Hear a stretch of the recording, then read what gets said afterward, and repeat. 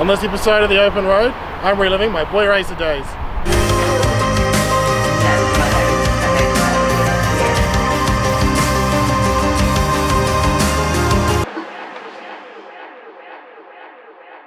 So this is my first Hyundai. It's the i30n model, which is the highest spec model sports car that they do. And I've got to say, spoiler alert, I've been having a great time with this car, so let me introduce you and we'll show you around.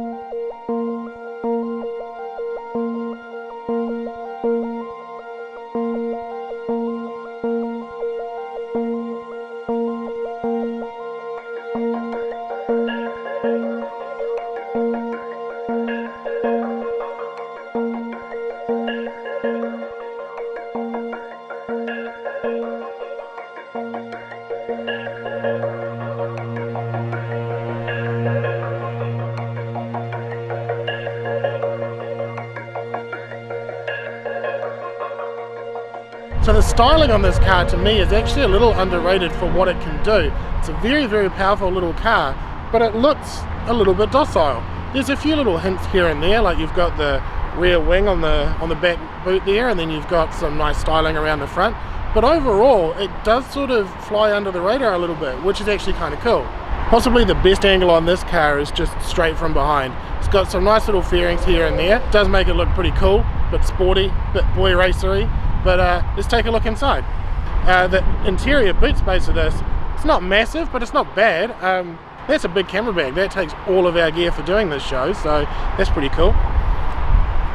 Those seats will go down if you want a bit more cargo space, but there's plenty there for the daily commute and the daily shop. Moving forward, may as well check out the back seat space.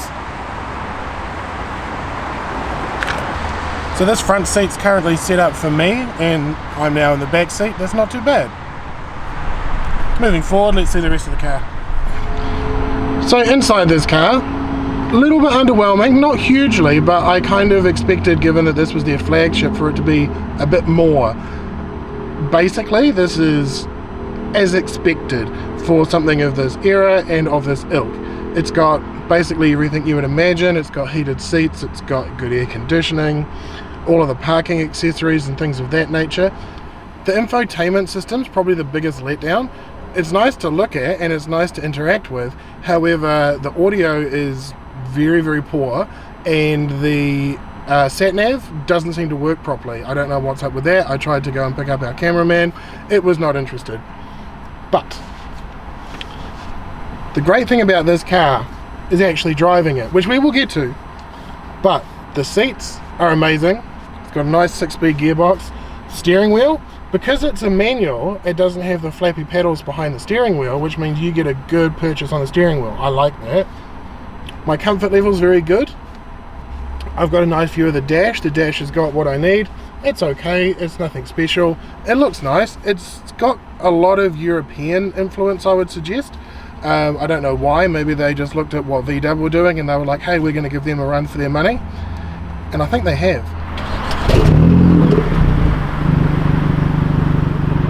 Alright, let's get this show on the road. Clutch in, start button. Now the reversing gear, you've got a little gate that lifts up to get it all the way across into reverse. And we're away.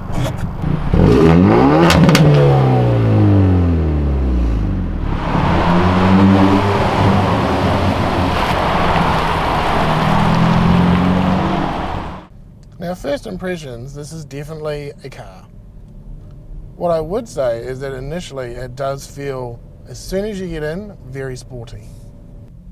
And straight out the gate, it's fun.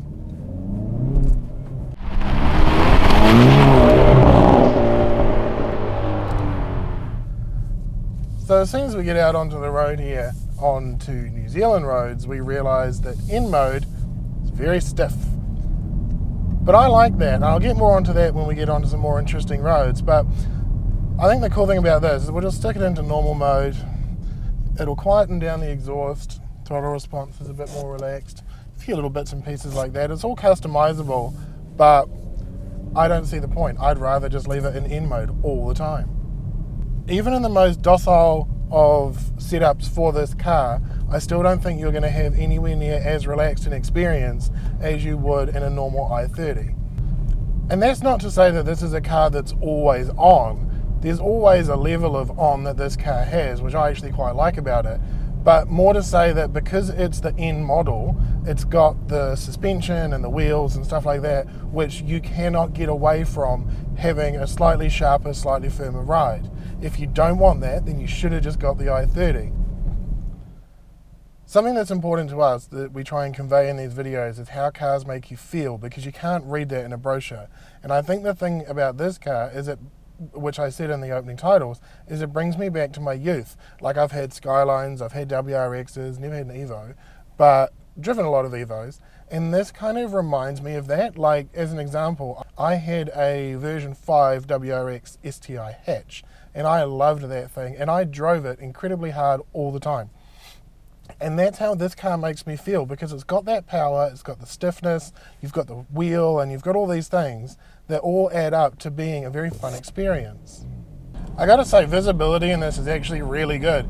Often it's a compromise for feeling in a car that you're gonna lose a lot of the height, but no, you've got plenty of great visibility. The pillars aren't too thick, they're a little thick, but they're not too thick. The wing mirrors are actually really good overall, and I think this, coming from the i30 being sort of a Corolla-ish kind of a vehicle, I think that it's had a lot of the niceties and simplicities of a normal little hatch car, and then they've gone and stuck the N badge on it and a few other fruity bits and made it mental, which is great. While we're on the motorway, I want to discuss two things. First thing, road noise. There is a bit of it. It's not too bad, but it is definitely noticeable. And one of the things that was I wanted more of was the exhaust note when it's in N mode. There's lots of little cracks and popples and cool things like that you can't hear over the road noise. The actual cabin sound deadening is pretty decent. It's not the best, but it's pretty decent. I do say though, the actual build quality does seem quite nice. Like, there's no rattles or anything like that. Seems to be pretty robust and nice. Like, it sort of seems entry-level Euro. Well, actually mid-level Euro, I'll give it that. The other thing that I want to mention that I didn't even think I was going to bother bringing up is economy. Now, driving down here to do this film today, I was driving down the motorway and I was getting about 7 litres per 100k, just cruising along at 100k in 6th gear. But what was interesting is yesterday when I went to fill this car up, because I'd used all of the petrol in it, was I was a little bit nervous going to fill up, and I was like, yeah, can you fill it up? I'm thinking like this is going to be 150 bucks. It's a 40 litre tank, and I have been flogging this car within an inch of its life for 4 days straight, using all of the revs all the time, and it's actually only used 40 litres of fuel, 37 litres of fuel, which cost about 80 bucks. So overall, that's impressive, because I've not been kind to this car.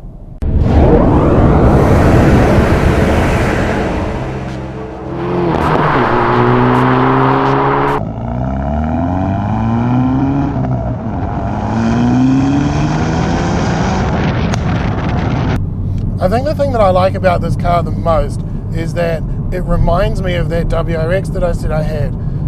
It's playful with the gears, it's got a good amount of power, the power delivery it's good because you've got the horsepower and you've got the torque and you've got the turbo and you've got the turbo boost, and it builds up and it just does all of the right things.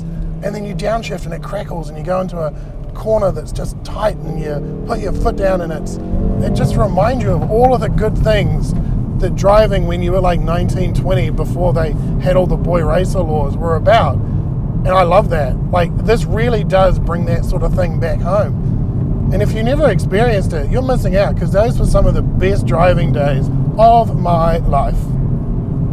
So I do want to talk to you about the gearbox. I am over the moon that this has a 6-speed manual gearbox. It is a good gearbox. It's a lot of fun to play with. Thing with it though is, if you remember a while back we did the Toyota GT86, that had a very, very playful gearbox because it was very short gears and they were very close together. And then we had the Type R Civic, which was kind of standardish kind of ratios for the gears. This is in between, but closer to the GT86. So the gears are playful, But because this is such a powerful car, and it's sort of like a serious car, it takes away a little bit of the playfulness, but they are close enough and short enough that you can play with second, third, fourth and have a hell of a giggle dropping through the gears for no reason other than you just want to. And that's what I've been doing. Get the crackles, get all of that sort of stuff, and just have a good old time with it. The thing that you want to master with this gearbox, because it's a 6-speed, is doing the 6 to 3 gear change, because then you can be cruising along in 6th gear at 2000 RPM and you go, oh, I've got a spot to pass, straight into 3rd, foot down, and away you go. Actually, I haven't even spoken about this, and we just had to use them quite aggressively. The brakes on this thing are phenomenal. The thing that I like in brakes is stabbiness and power, and these are the stabbiest, most powerful brakes I think I've actually ever reviewed. These brakes are brilliant. They're big and they're chunky and they stop you and they haul up. But the thing that I actually found out the hard way was, because this is manual, I thought I'd be clever and try and do some left foot braking and, you know, all of that sort of jazz and show off a bit. Turns out I'm not very good at that. But these brakes are so stabby that if you're inexperienced with left foot braking and then you go and stand on the brake with your big heavy left foot, it will launch you through the windshield. Ask me how I know that. Something that we don't normally touch on with these reviews, because we usually film them during the day, is how cars are at night. And I thought this one was a little bit interesting because the interior lighting is quite nice. The dash is nice and bright and white and, again, very European. But something that was quite surprising to me was, like, headlight technology is getting pretty good. You've got your LEDs and your laser lights and all this kind of carry on. And something that I've noticed as a trend, and this is a good example of it, is that so many cars these days have got phenomenal low beams, and they'll really bright everything up. It'll be super crisp and clear and you can see every little thing. And then you flick over to high beams like I do often, and they make no difference. I mean, I live rurally, I drive a lot at night, so I'm often on my high beams, and I like having good high beams. And I noticed on this that as soon as I got out, like, I flicked the stalk forward and I actually couldn't tell whether or not it had made any difference. And all I really noticed that it did was that it gave about, I don't know, about that much in my distance view, maybe a few extra 100 meters, but it was only just, and it was like, they basically made no difference.